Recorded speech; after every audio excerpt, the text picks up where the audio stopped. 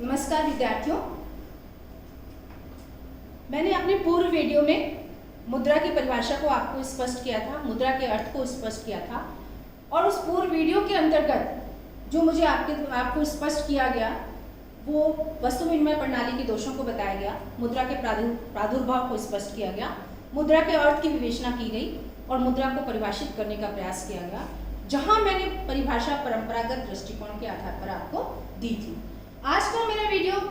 आपसे इस संदर्भ में मुद्रा के कार्यों को लेकर के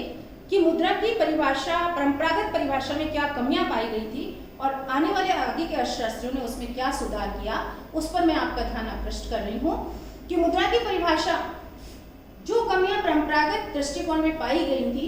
उनको सुधार करते हुए कैसे स्पष्ट करने का प्रयास करेंगे। इस संदर्भ में सबसे पहले मैं आपका ध्यान आकृष्ट करना चाहूंगी शिकागो विचारधारा के ऊपर। शिकागो दृष्टिकोण में हम मिल्टन फ्रीडमैन का नाम अवश्य ही सम्मिलित करते हैं और उन्होंने परंपरागत परिभाषाओं के ऊपर सुधार करते हुए मुद्रा में समय मांग को भी शामिल किया।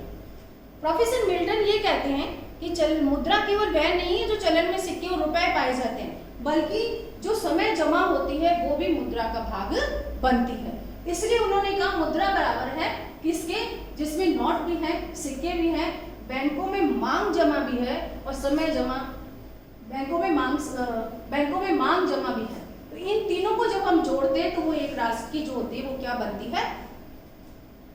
मुद्रा, जिसके आधार पर हम उसको परिभाषित करते हैं। ये मांग जमा क्या होती है विद्यार्थियों, इसमें आपका मैं ध्यान आकृष्ट करूं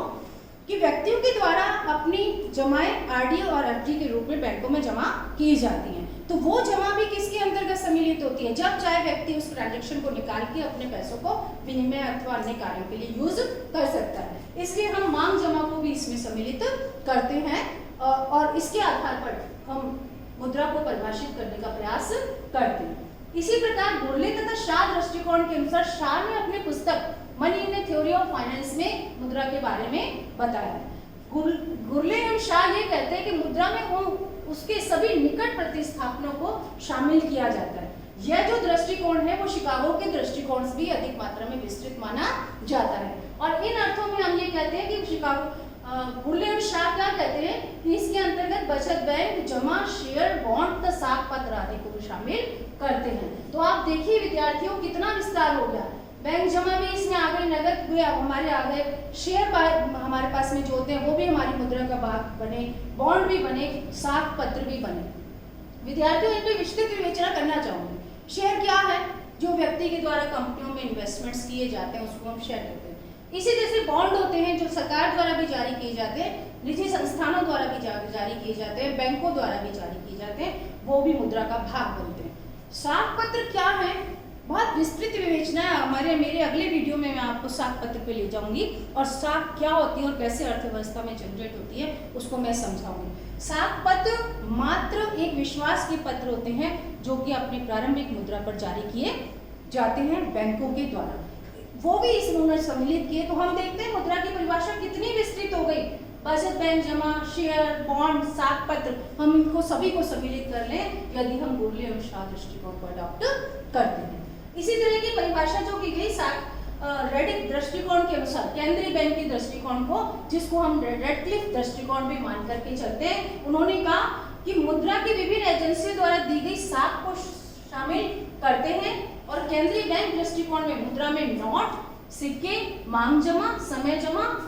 गैर बैंकिंग वित्तीय मध्यस्थताओं, असंगठित संस्थाओं द्वारा दी गई साख को सम्मिलित करते हैं। इस प्रकार यह परिभाषा तो सबसे विस्तृत परिभाषा है जिसमें हमने मुद्रा के अंतर्गत नोट भी लिए, सिक्के भी लिए, मांग जमा भी ली, समय जमा भी ली, बचत बैंक जमा भी ली, शेयर बॉन्ड भी लिए और इसके साथ साथ में संगठित क्षेत्र द्वारा जारी गई साख को भी सम्मिलित किया। तो आप देखिए कितना विस्तृत दृष्टिकोण हम अडॉप्ट करते हैं जब हम मुद्रा को परिभाषित करने लगते हैं। विद्यार्थियों ये दोनों ही दृष्टिकोण हैं जिनके माध्यम से मैंने आपको ये स्पष्ट करने का प्रयास किया कि हम किसी भी अर्थव्यवस्था के अंतर्गत मुद्रा को परिभाषित कैसे कर सकते हैं। और जब हमें यह समझ में आ जाता है कि मुद्रा इस चीज को कहते हैं या इस तरह से परिभाषित की जा सकती है तो हमारे समक्ष अगला जो प्रश्न उत्पन्न होता है